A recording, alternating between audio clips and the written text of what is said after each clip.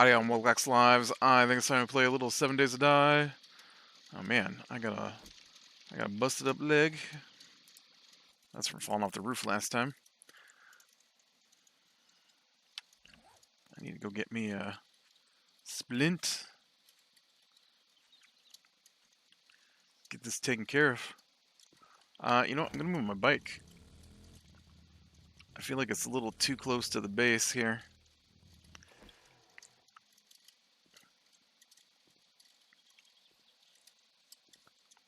She's looking pretty good up there. Probably gonna try and get some spikes down today, I think, to give a little protection around the edges that don't have blade traps at the moment.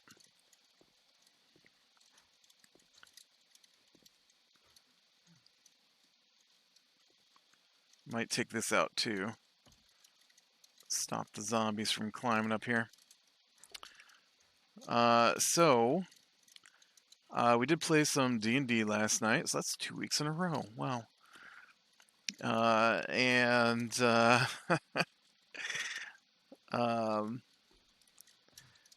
So last time, maybe it's 3 weeks in a row. 3 weeks in a row, I think. Last night was my game that I run, and so the last time we played, we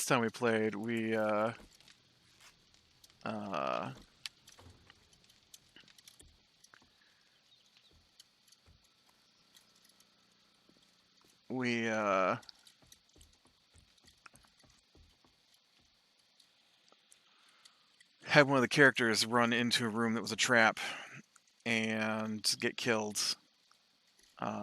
You know what? I need to know what makes a spike. Spikes. Forged iron will make spikes. I think I'll go with the iron ones. Let's see if I can't get some more iron real quick here. I don't know if I've got any left, honestly.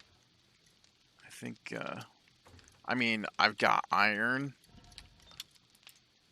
Forged iron. Just don't have any on me.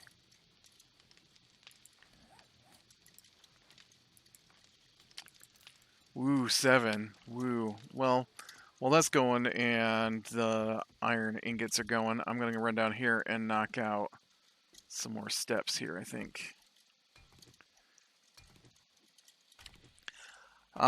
So that's where they left off, basically. And they had so the room that they had that sprung the trap and the trap killed one of the players was the room that led to the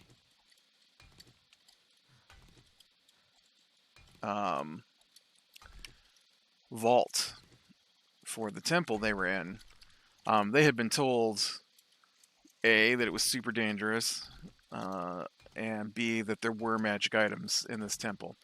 And the book is like, so here's a list of possible magic items, but, you know, tweak these to match your character's party.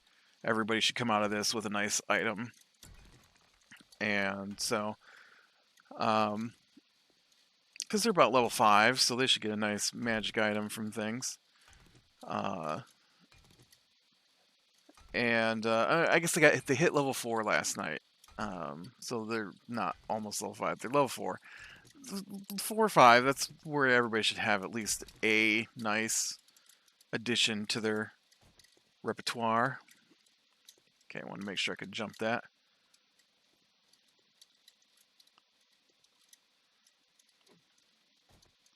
That's not even the one I wanted to knock out. That's funny. It was this one down here.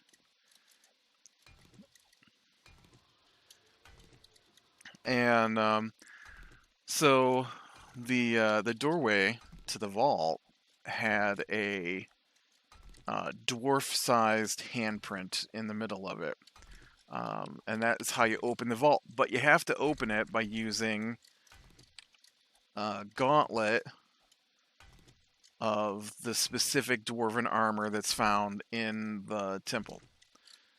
And so they didn't have that. And so they touched it. It's got a spell on it to protect it. It zaps them. And so they decide to go check out the next room. And so here's where we get to maybe a lesson in restraint. Now, last time we played, the dude ran into the middle of the room, and the book says the first person to move 10 feet into the room activates the 10 flying swords. And so he was in the middle of the room where they activate.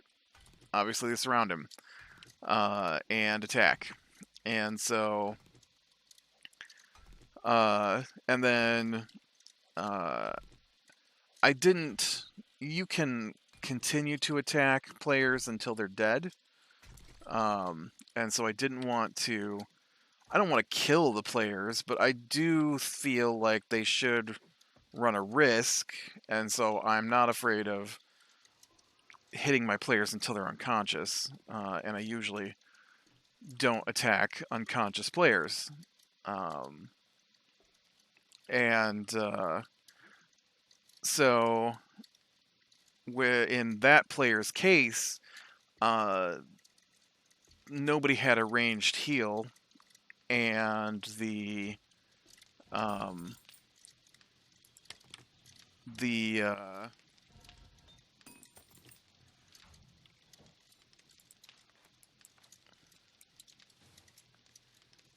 I got a good amount of some concrete mix here. The blades made it so that they couldn't get to him to give him a potion. Now the blades did not hit him while he was down, so he had well, he was allotted 3 dice rolls, but we use hero points, and so he did use a hero point, so he took 4 rolls for his 3 death saves. And, well, he took a lot more than 3 rolls, because if you succeed, it's 1 out of 3. You have to get 3 successes or 3 fails. And so he actually rolled 5 times before the final 2 rolls. So he rolled 7 times for 6 attempts. And so 7 times, I don't know. And so they just simply couldn't get to him, and then his roll at the end there was just oh, you know what? I forgot to tell this to make my spikes. Was a 1, which is an automatic double fail. So there is that.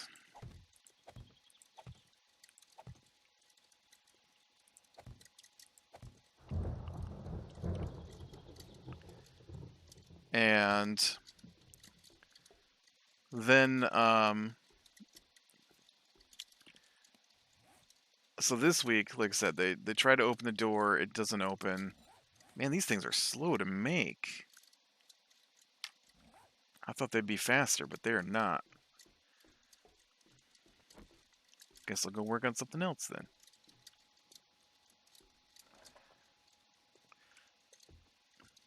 And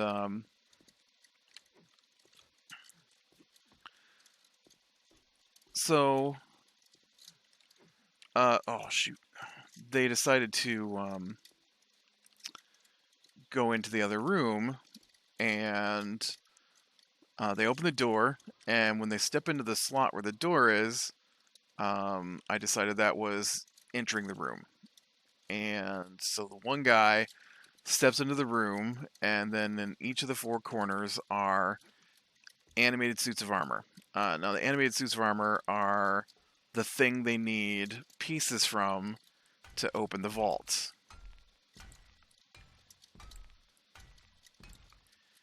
And so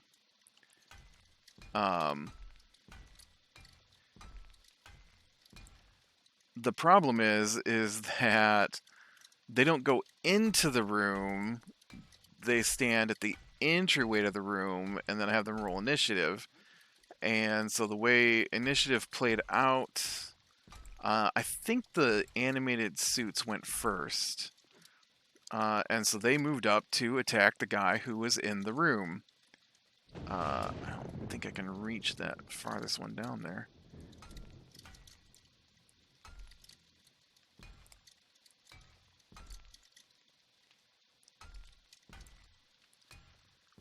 And so they couldn't get in the room because the paladin was standing in the doorway, and now the dudes had moved to attack the animated suits of armor.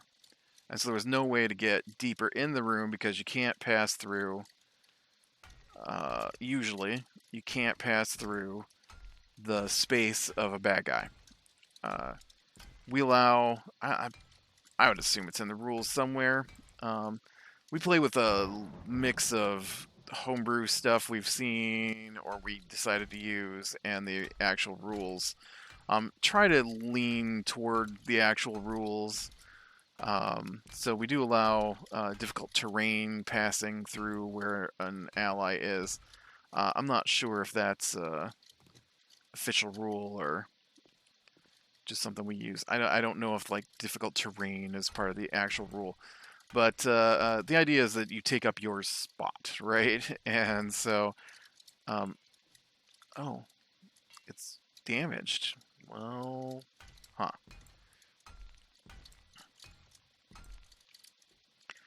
And so, is it just me or is that not touching the ground over there?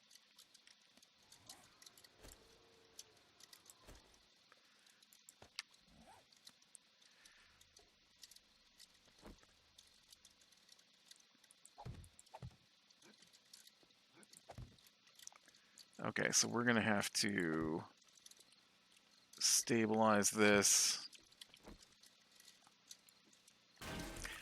Dang it! That's not what I was aiming at. We're gonna stabilize this by placing some blocks over thin air. But so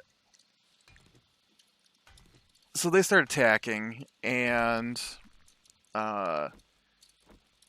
so the one guy, the guy whose character died the previous session, he plays two characters. Now he just plays one. And so he's talking about. Now, we'd already talked about this. We'd already discussed. I don't know what he was thinking. We'd already discussed whether or not he was going to re-roll a new character or if we were just going to go with 4. And so we had already decided we're just going to go with 4. I didn't care really one way or the other, whichever way they pressed it. I wasn't going to suggest that he re-rolls another character because it is a 4-player. Oh, I'm out of stuff. It is a 4-player type campaign, and so it doesn't hurt my feelings that they're down to 4 players instead of 5. It does make it a little more difficult. I mean, we did lose a character when there were 5, but that was because of a bad choice. And because man, there's no heavy medium with this guy, right? He either doesn't want to engage anything in combat, or he's face first into the room because he wants to be first and doesn't want anyone else to possibly find some loot that he can get instead of them. And so it hurt him, right? I mean, he lost a character because he didn't work with the team, and so he's got this turret that he pulses on his second character, which once a turn he can pulse it, and it gives them a certain number of temporary hit points. It's dice rolls. It's random each time, so you don't know exactly what it's gonna be. It could be 2. It could be 12. I think it's 2d6 is what he rolls at the level they're at. I don't know. I'd have to look again to see what the rules are. We play on a digital format, so it's coming straight from the table into the system. So I'm not too concerned about what the dice amounts are supposed to be, and so I haven't been paying that much attention to what dice should be rolled for it. I just know he rolls like every turn. A little frustrating as a player because there's not usually any danger to the players. Although he did die, um, and I can't remember if those spikes work at all. Now that I've made all these spikes, I remember there was a point where they didn't work. Uh, let's see. I'm gonna get some iron and fix this broken spot on my pillar here, though.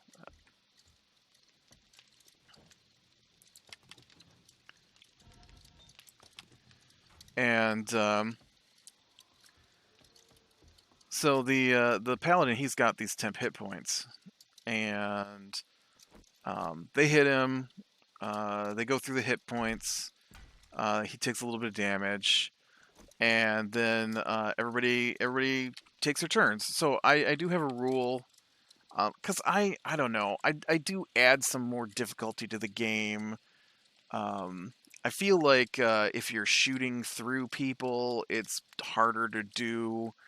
So my rule is every every player or obstacle you are shooting past, I add +2 to the armor. Um, and so with the paladin in the doorway, that's an automatic +2 to everybody's ranged attack rolls. And uh, still not a big deal because everybody is rolling either really high or really low. There were a lot of close toward the end after they had figured out what was going on with the room. But during the initial fighting before they pulled out of the room and figured out how the room worked, it was either really high or really low. There was nothing close, and so they did. They start firing on the ones I tell them they can see, and uh, eventually, like a turn, not the first turn I don't think, but the second turn, I got some good rolls because the dwarf has got really high. The paladin has got really high armor, and so it takes a lot to get through his armor. And so I only managed a few hits on him. And then he's also got these temporary hit points, right, which block a lot of the damage because we're at level 3, so the suits of armor that are attacking him only do 1d8 plus 1 damage, I think. So that's like a max of 9 on a sword strike if it hits. Normally, my sword strikes that hit are doing around 4 damage. So it takes multiple hits to get through this temporary hit points every turn, or every round, I guess. Because a turn is someone does what they're going to do for the round. A round is everybody takes their turn. And so I did get through. I knocked down the paladin. He's unconscious. I did take a second swing at him because the suit of armor that had attacked him has 2 swings, and so I decided that the armors would take their second swing even though the target is falling on the ground. And so I did put him in a precarious situation where he only had 1 death saving throw, but it also wasn't his turn next. And so then that dude plays 2 characters, paladin and a warlock. Um, and so the warlock uses a heal potion on him and moves him out of the room. Actually, I think he just used a heal potion on him the first time. Next round, same thing happens again. Paladin gets knocked to the ground. As soon as he's removed from the room, though, as soon as the warlock drags the paladin out of the room, the suits of armor reset, go back to their alcoves that they're standing in. And so I thought they'd pick up on this pretty quickly, and they didn't. And so I knocked out the paladin twice and the blood hunter once, and then they were just gonna leave. Which I'm like, oh man, I hate when people do this. Like, there's treasure. You just have to figure it out.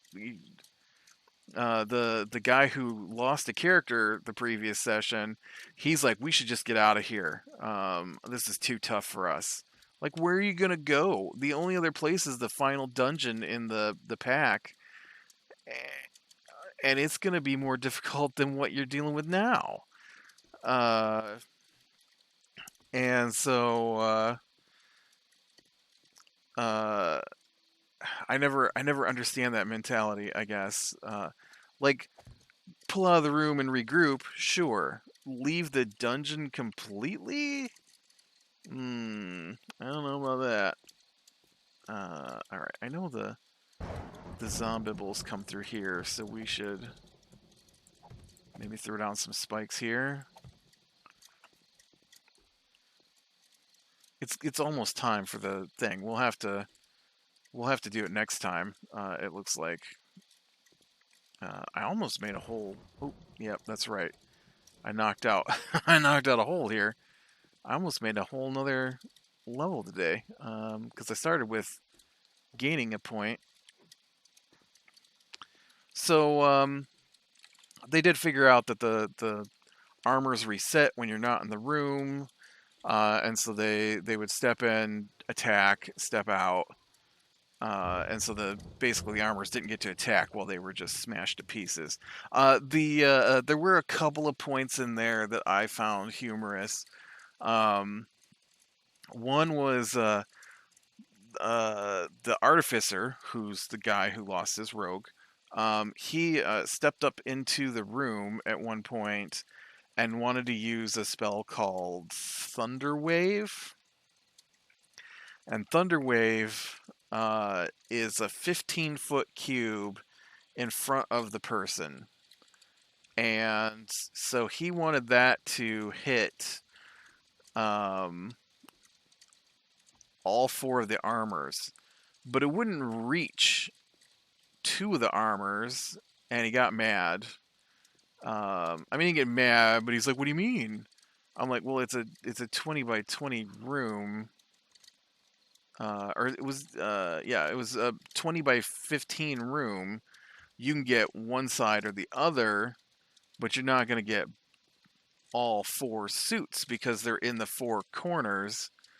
And so two of them are, there's 10 feet between them and the other guy. I know mathematically in the real world, 15 feet would be able to hit two people that were 10 feet apart. But in D&D, the 15 feet has to come from the front of the character. You play on squares. So the squares in front of him are 3 squares. 3 squares cannot hit people that are 4 squares apart. They're in square 1 and 4, and then there's 2 squares in between them, making the 10 feet between them. That's 20 D&D feet. Obviously, if it was real life, there's only 10 feet between them, you could get them. But you can't stand on half a square in D&D. You're either there or you're not. And so he's like, well, fine, I won't do that. And then and then he basically does the same thing later. And I miscalculated. I realized after I allowed it to happen that I had made a mistake. In fact, I made 2 mistakes with his cannon, but then we retconned one. Ooh, I did the evil retcon. And that was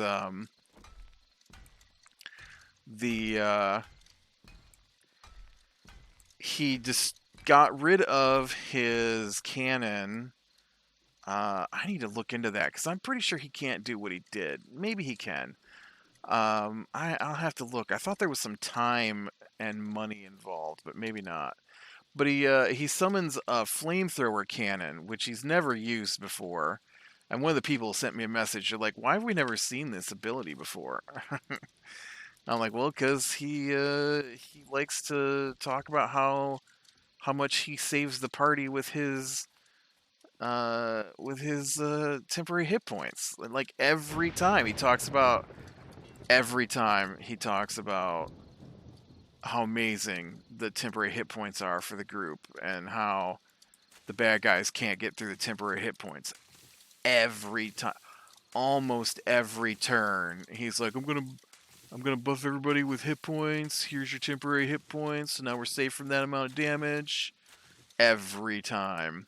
And so he makes the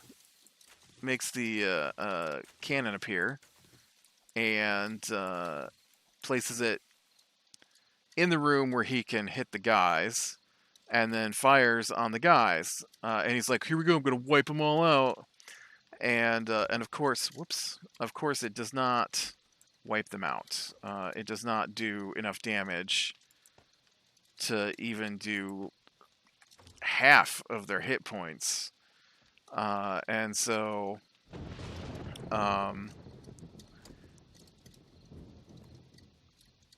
so it didn't do anything. And so then it's the only thing in the room. And so, of course, the armors move to the thing in the room and start to attack it. And they damage it. And he's like, it's still up. It's still up. I'm like, okay, you can calm down about it. They couldn't do enough damage to take out my tank. And so then on his turn, he wants to hit all the guys in the room. The problem is that he's now in a corner, basically, with 3 guys around him, and the tank fires in a cone. That means 1 square in front of it. And this is the mistake I made. I miscalculated how many squares were in the cone once it sprayed out. And he should have only been able to hit 1 of the guys the previous turn, but he hit 2. And I allowed that to happen. But now he wants to hit all 3 of the guys, and they're too close to him to be able to hit more than 1. And I tell him that, and I tell him he's going to have to reposition himself, and then he'd be allowed to hit 2. Once again, still miscalculating on my part, because it should have only been 1. You know, 2 was probably fine. He could get 2, but he couldn't get all 3. And I told him that. And so he's like, fine, that's what we'll do. And so then he does the damage. I'm like, oh, well, that destroys one of the guys. And then I realized that he had to move his guy. And I'm like, oh, wait, you moved in the alcove, so they're going to take opportunity attacks. And so that's what happens. It takes an opportunity attack. Ooh, you see the zombies spawning in. It's making my game's having a hard time here. All my blades turned on. Why are my... Oh. Where are my spotlights? Are these on? They don't look on. Why are you not on?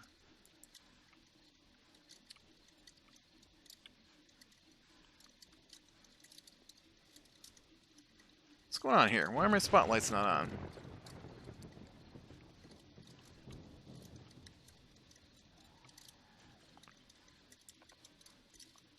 Yeah. Is there not enough power coming to the...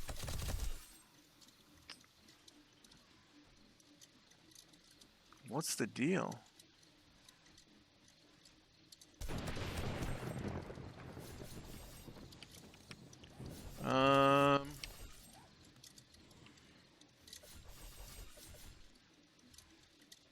Oh, is this it? Nope, I can't even click on that. Weird. I don't know why there's no power coming to the lights. Indicates there should be, but they're not. So...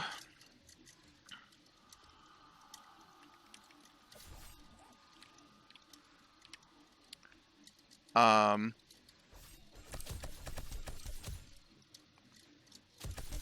there they are. I was like, man, where are these zombies?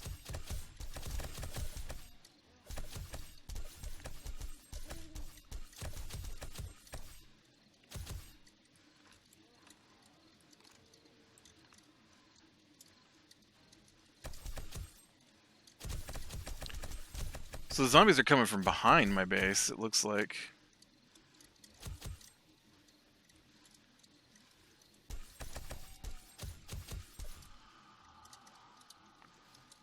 I should go back and make sure these are spinning back here. Well, some of them are. I do not get those last ones there plugged in, or there's just not enough fuel for them.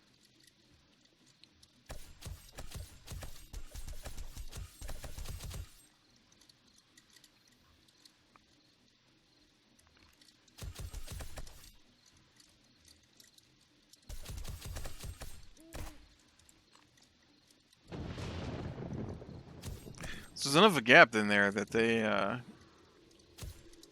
can get right up to my... Did I not connect those last ones? No, they're connected. There's just not enough power. I guess I need another generator.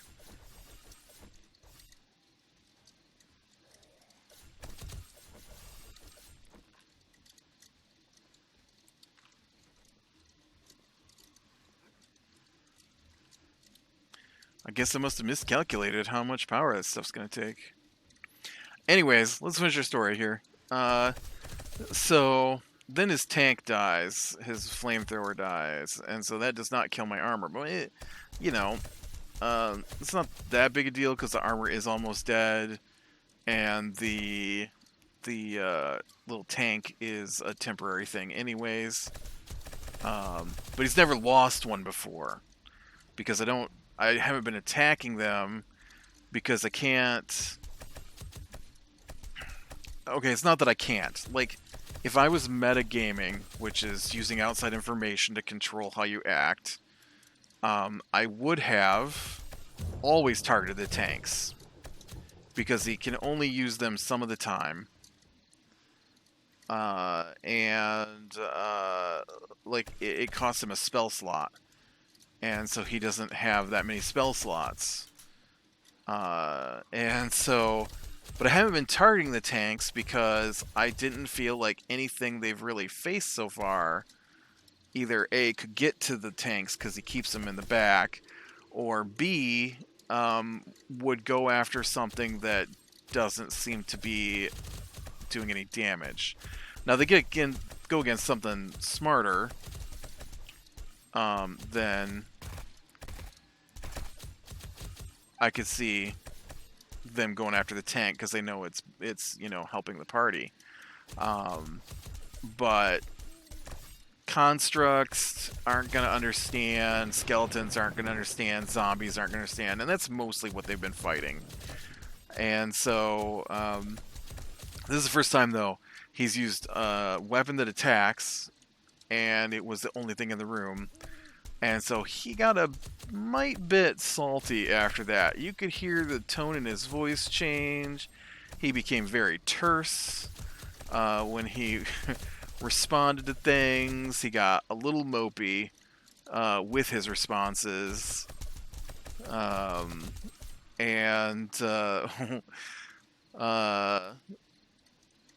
that was that made me laugh a little bit on the inside. Because he didn't get to be the big savior of the party. And that is why the two things he wants in the game. To get all the loot, all of it, and to be the savior of the party. Because he doesn't see the game as cooperative, it feels like. So it's not the party succeeds, it's him or nothing. And, he works with the party for the most part. He doesn't go against the party's plans kind of thing for the most part. So it's not like he's running off on his own usually and doing things. It does happen, but, it's not like I'm going to rule this kingdom while they're trying to save the kingdom. I'm going to assassinate there's none of that. He's still going to try to save the kingdom. It's just that he wants his guy to be... Oh, look, that one's not working either. He just wants his guy to be the hero and nobody else. And so... hey, I got another level. And so it's pretty funny.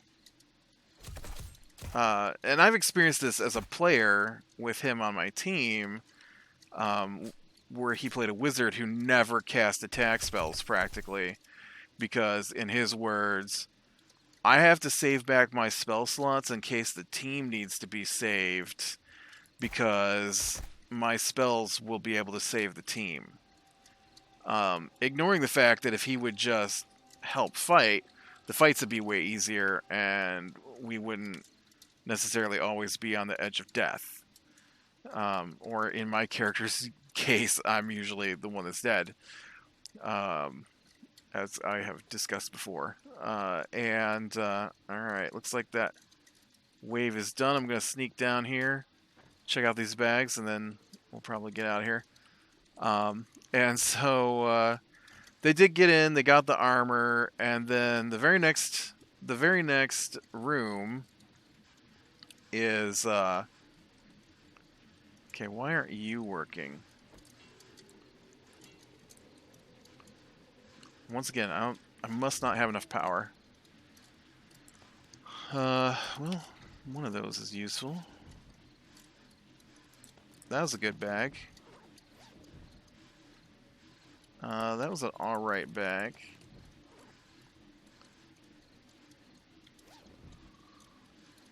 Oh, well, there's a good bag. Like some forged iron. Ooh,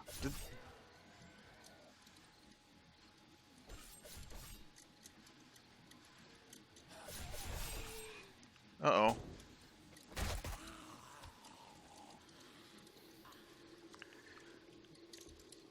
And so they did get in the room. They got their loot. I had altered the loot table so that everybody got an item. So the artificer, he uses mostly. So here's the thing. So we've got a warlock who casts spells. We've got a paladin. We've got a blood hunter. Both of those are melee fighter classes. And then we've got his artificer, who up until this point has almost exclusively, even last night, uses his crossbow to attack. And so I thought, hey, he would like a crossbow. Yeah, I don't have no power coming in this thing. I gotta make a new. I've got no lights in here either. I thought he would like a new crossbow, and so that's what I made him, a new crossbow. And for the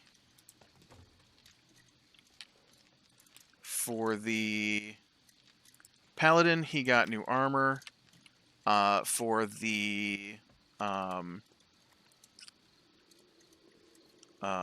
blood hunter, he uses a scythe as his weapon, so I gave him a new scythe. Basically, I just adapted what was in the book, right? The book's got like wand of magic missiles. I'm like, nobody wants to really use that. We're not good at using that kind of stuff. I know. Well, we've played together for a long time now. So I did a Wand of the War Wizard, which lets you do. It's basically a +1 melee weapon, but for casters. So when they cast their spell, they get extra point on their dice. And so I'm like, all right, so the warlock can use that. He'll like that. And I'm like, all right, +1 crossbow for the artificer because he's always using his crossbow. Well, when I start reading off the loot, he's like, ooh, well, I'll take that crossbow. And then I get to the wand, and he's like, ooh, I can use that too. And I'm like, dude, there's a magic item for everybody. So he's like, well, who else is going to use this crossbow and this wand? I'm like, I don't know. What about the warlock? Oh, right. I guess he could use the wand. Yeah. I don't normally have to step in for stuff like that, but, everybody was supposed to get a magic item. I wanted to make sure everybody got a magic item. And so there was some other stuff in there, too, that he took. Dust of Dryness and something else. I forget what the other little knick-knacky type of things were. And oh, and and so he cast the spell Detect Magic, which I'm not sure how long Detect Magic lasts. I should look that up. But so he cast Detect Magic at one point, and then they open the door, and then he asks me if he sees any ooze. And I'm like, well, no, you don't see any ooze. He's like, well, I want to roll a perception check because sometimes they're invisible. I'm like, okay, so roll a perception check then. And so he rolls a perception check. I'm like, you don't see any ooze. And so he's like, all right, I'm moving to the room. And I'm like, all right, roll initiative. What do you mean? I'm like, well, you step on the rug and the rug tries to kill you. And he's like, well, my detect magic would have detected that. And I'm like, well, I told you it was there when I described the room, and you still stepped on the rug. So no. Uh, and so he got really mad about that. Um, and then used a spell scroll of shield so that I couldn't hit him, and then fled the room and never got anywhere near bad guys again after that point. And then they finished off the night with long rest, and got attacked by bandits at that point. Can I tie this into this? Okay, but there's... So here's a problem. I just shut down all my power. You can only tie in one thing? Oh, I need a relay. Dang it. Relay. Relay will let me tie multiple things together.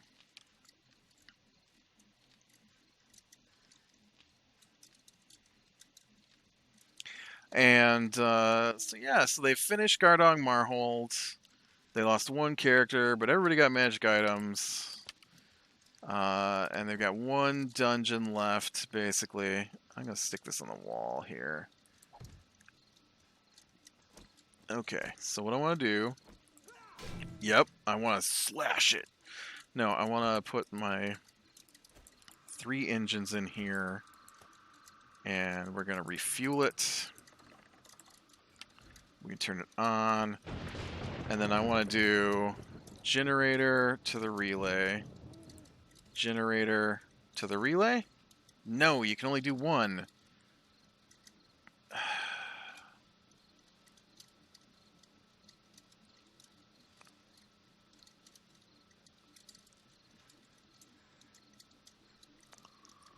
Well, how do I get multiple generators into my power system then, if I can't relay multiple things?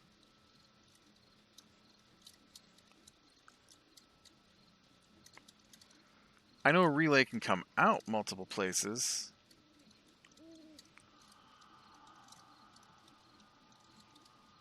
But that's out. I need multiple in.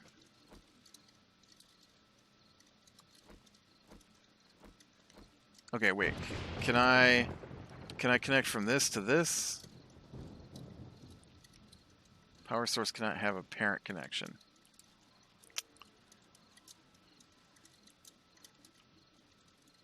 Okay. Can I connect from...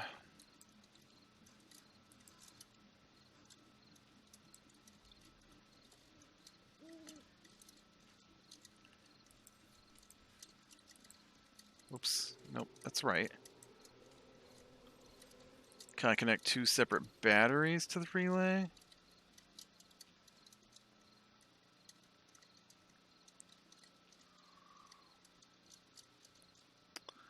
Ugh.